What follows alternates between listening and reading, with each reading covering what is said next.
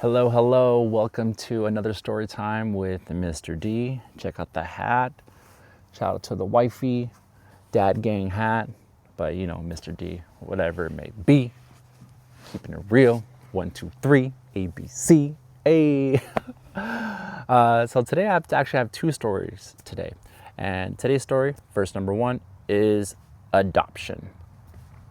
Now, this story comes from middle school, and it was just like any other day. And I'm up at the front teaching. All the kids are working independently. We're having a great time. Kid comes up to me.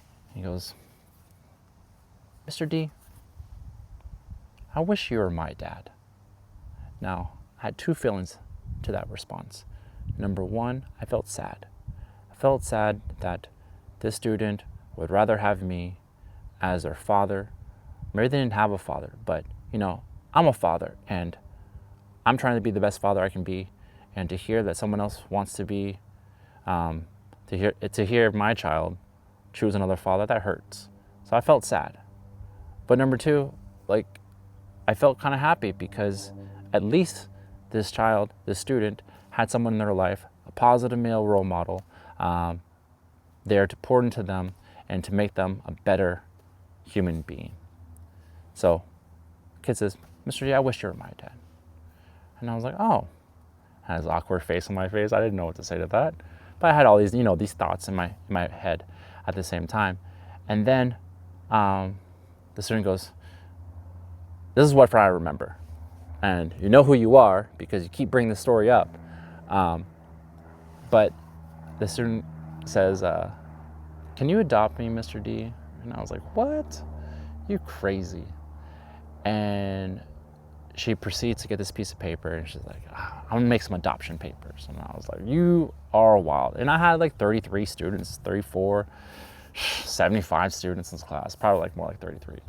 So she goes away and she like made this like fake adoption papers. And I was like, "No, I'm not gonna sign this. No, no, no." And then she comes back to me and she goes, "Mr. D, can you sign this? It's a blank piece of paper." And I was like, "Oh my gosh, whatever." So I take that blank piece of paper from her.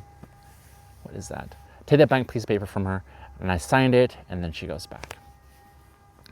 Comes back with, all the legalities, and she goes, "You know what, I'm gonna take this paper, I'm gonna frame it. I'm gonna take this paper, I'm gonna frame it." And I'm like, okay, like, I don't know. Like, sure, why not? And a day goes by, it's the next day, and I kid you not, kid comes in, white frame, framed up, gives it to me, and I was like, okay. I was thoroughly impressed with the execution of the adoption papers. So then, I love displaying students' artwork, so I displayed it right in the front of my classroom. And the students started a trend. The students saw that, like, "Mr. D, who did that? Who did that?" And I pointed to it. "Oh, well, I want to do the same thing." So then I had a bunch of kids doing the same thing. "Mr. D, can you, by this signature, I'm your child and you gotta buy me Takis or whatever." And I just thought it was such a unique perspective on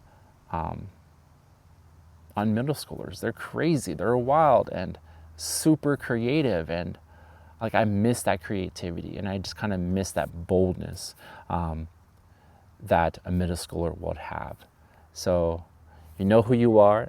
Like, this kid even went to the extent of creating a YouTube channel, a username with adoption, Mr. D's adopted child. And that was funny. Anyways, so shout out to Sloan for this story.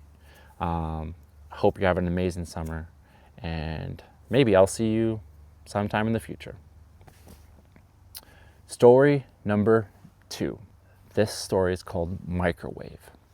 Now, at the beginning of the year, elementary school, all schools, there's a thing called testing.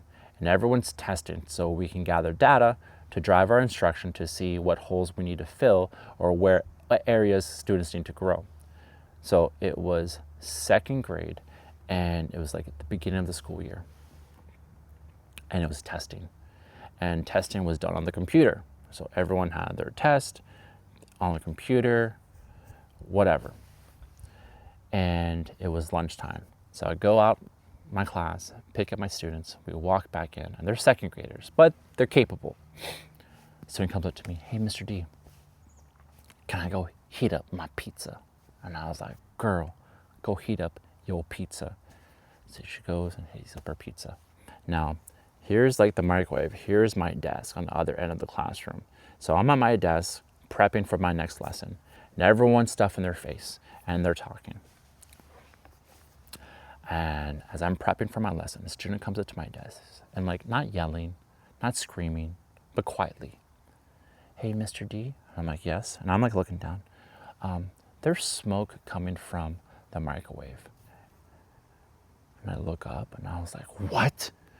So then I get up and I look across the way, and it was a red microwave, I believe. And I look and I see a little snake of smoke coming out of the microwave. And my brain is just 0 to 100 real quick. Go across the classroom, like leaping like a gazelle. And I go ahead and I look and I crack, like pop open a little bit, and I see like a huge cloud of smoke's gonna go. And I was like, oh, nah. So now unplug it, and I'm freaking out.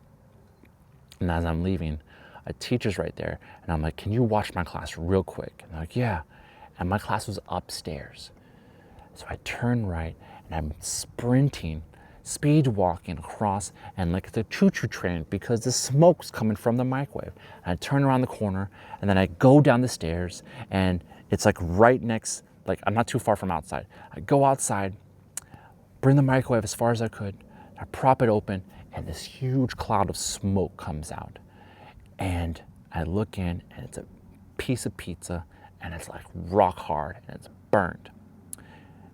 Now, I wait. Why do I wait?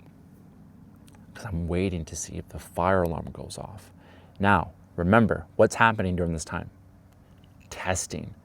And testing is like miserable for all teachers and students because it pauses all of our instruction. So I'm waiting. I'm like, please.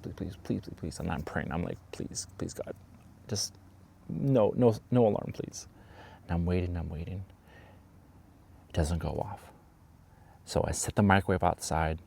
Some teachers are leaving. I was like, hey, I'll deal with that microwave later. Just make sure none of your kids touch it. So I go in, I go upstairs, okay? And they're like, they're curious, they're second graders. Mr. D, where's the microwave? Mr. D, what happened? Mr. D, I'm like, hey, everyone sit down, eat your lunch. The microwave is outside. So then I go back to my seat, and I'm sitting there, and like this dark cloud's over me, and I'm like, what just happened? And I'm like praising God because the alarm didn't go off, and the alarm went off. I just imagine the sprinklers go off, and then everyone's Chromebook gets wet, and everyone has to do testing again, and it's because of me and my microwave.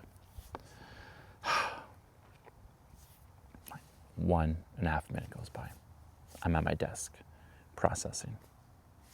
Student comes up to me, polite voice. Mr. D, so-and-so is choking. What? And I look, and it's like the same distance, the microwave, across the classroom. So I'm here, and I gazelle over, and I look at the student, I'm assessing, and the student has like tears coming down, and I'm like, hey, here, drink this, water. Is it still there? And she's like, and I'm like, are you kidding me right now? So then I do like the whole hand thing, waka, waka, waka. And I look, and she's still like choking. And I was like, oh my gosh. So I go around, do the hand, and then she does this, and swallows it. And I'm like, are you okay? And she's like, mm-hmm. And I'm like standing there. And I step outside my body, and I look at myself, and I look at my entire classroom. There's some kids eating their lunch. There's some kids just watching what just happened, witnessing what just happened. And I look at myself and like just like blank stare. I go back into my body. And right then, one of my colleagues comes right at the door. And she's like, "Hey, Mr. D, you okay?" And I look at her, and I go up to her. I go in the hallway, I close the door, and I can still see my students. And I tell her what happened, and she's like laughing. She's like, "Do you need a minute to go down? You know, just a minute to like process?" And I was like, "Yes." So for the next couple minutes, I'm walking down the hallway with my eyes at the ground, just like processing what just happened. I need to find the date because I just decided to make that a holiday. And I remember my colleagues sending me pictures of like microwaves on fire and things like that. And it was such a crazy experience. And I share this all the time because, you know, you had to be there to believe it. And it was wild. So that's the microwave story. The end. Thank you so much for watching. I hope you guys are enjoying this story time. If you have any suggestions or topics that you would like me to share a story, please comment below. I'd love to hear from you guys. And yeah, thank you so much for watching. If you feel led, please like and subscribe. And I hope you have a great day. Bye.